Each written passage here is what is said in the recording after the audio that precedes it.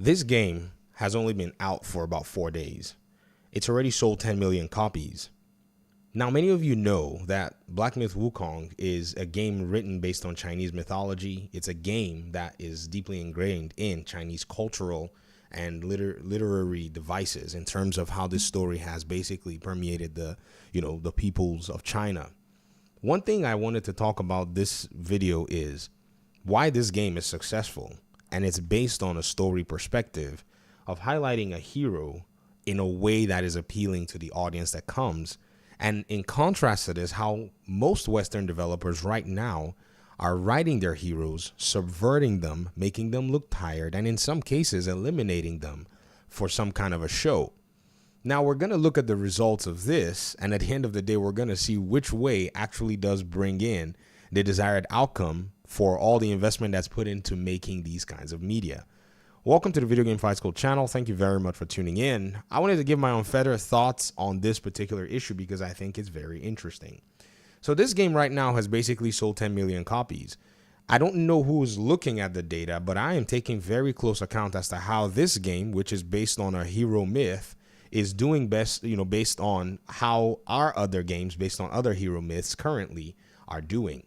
We're going to take a look at Marvel's Spider-Man 2, and I'm going to levy my biggest criticism of this particular game compared to its predecessor as one that did not focus on the main character sufficiently, one which made him look tired, one which went ahead to give his journalist girlfriend a gun to take on warriors that are heavily overpowered than she is, not using other proxies that are strong enough like Silver Sable, even Yuri herself, to accomplish these tasks because somebody thought they didn't give a S, Brian Intihar, the creative director, allowing for his writers to just go rogue and do whatever they want and pretty much put our superhero on the back seat.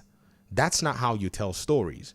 You tell stories that appeal to the audiences by making the hero himself look like the hero.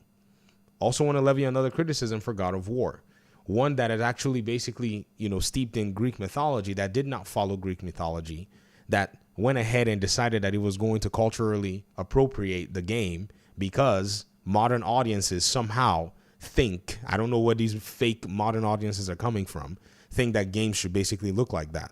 Well, that's not true. Apparently, the reason why this game was carried was simply because a lot of people like Kratos. But believe it or not, a lot of people are not really going to go ahead and continue to support this game if the developers don't get it together. They basically made a game about Atreus and everybody else, and Kratos was on the back burner. Very interesting. Now, it wasn't too apparent in a game like this. However, when we move on to say those of us that play superhero games, which I think, and I tag them as this, the, folklore of pop culture. Superheroes are basically our folk heroes. And the way that they represented the superheroes in Suicide Squad Killed the Justice League, to me, is probably more disrespectful than even Marvel Spider-Man 2. I said this at the onset of the game's release when we saw that leak that somehow Harley Quinn, of all people, went ahead and was the one that executed Batman by putting a gun to his face, giving this whole stupid speech, and then finally pointing a gun at Batman and shooting him in the head. Now, the crazy thing is when you eliminate a superhero, because I'm not saying that you cannot do so, you have to do so in a respectful way. In order for you to be able to do it for the audiences to at least not be too mad at you because that's their hero, it's not your hero. You wrote the hero, but you wrote it for them. You more than likely are better off using a equal to be able to do it. Harley Quinn is not Bruce Wayne's equal in any measure of this whole conversation. Intellectually, he is superior than she is. He's superior than basically even superheroes. This is not a slight on Harley Quinn. It's just that Bruce Wayne is intelligent. In the case of Sherlock Holmes, before Sir Arthur Conan Doyle could remove him from the story, he needed Moriarty, who was also very, very much astute and as strong as Sherlock Holmes. He was his intellectual equal. He was his physical equal as the movies depicted it. And even still, the fans were mad. Remember, ladies and gentlemen, this is a very interesting story because if you guys go ahead and look at the, just what the prevailing literature is talking about, apparently when this happened, a lot of people who were subscribing to the publication that Sherlock Holmes was written in back in the 1800s, they actually canceled their subscription. This news went all over the place, and Sherlock Holmes, basically got resurrected by the author, by Arthur Conan Doyle. He was forced to resurrect the detective and bring him back into the lore because that's how crazy it was. Even while he met the criteria of using an equal to take out Sherlock himself. And what these Western developers that are doing this is not all Western developers don't realize is the gun has been pointed at Batman a lot. This is not going to be the first time where a gun was pointed at him. In Arkham Knight, Jim Gordon is in a conundrum. He's told to basically take out Batman. And Batman is fine with it because he knows that he's going to overcome this whole thing, because as an intellectual superior to Scarecrow, this is not something that will surprise him. At the end of the day, you know what happens? The same Batman that basically got shot just seconds ago was put in the position to be able to elevate the hero to see that everything in terms of hope was not gone. This to me was one of the most pivotal scenes or pivotal moments in Batman Arkham Knight.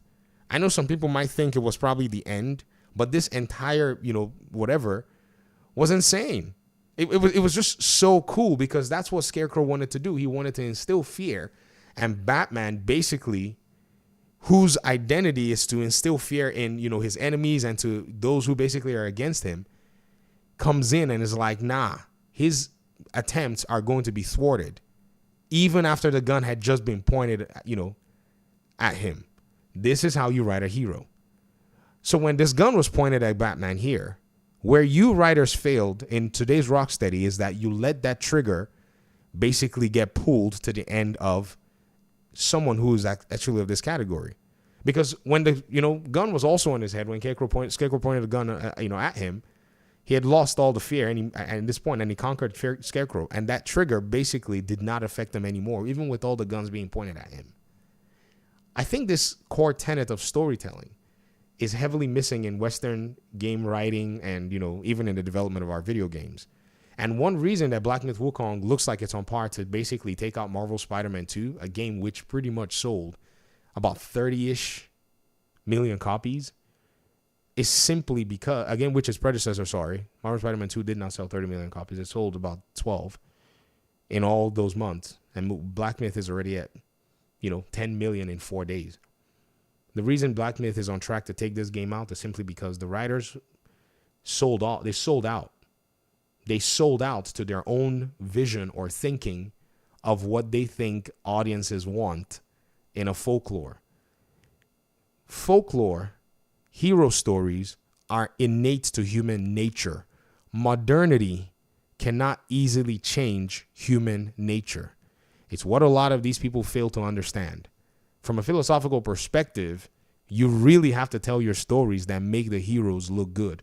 You can make the hero look imperfect. There's nothing wrong with that. However, you have to be very careful if you're going to subvert expectations of your fans. And if you're going to do it, at least be respectful to source material, be respectful to the fans who actually are supporting your work as an artist. If not, you'll go hungry.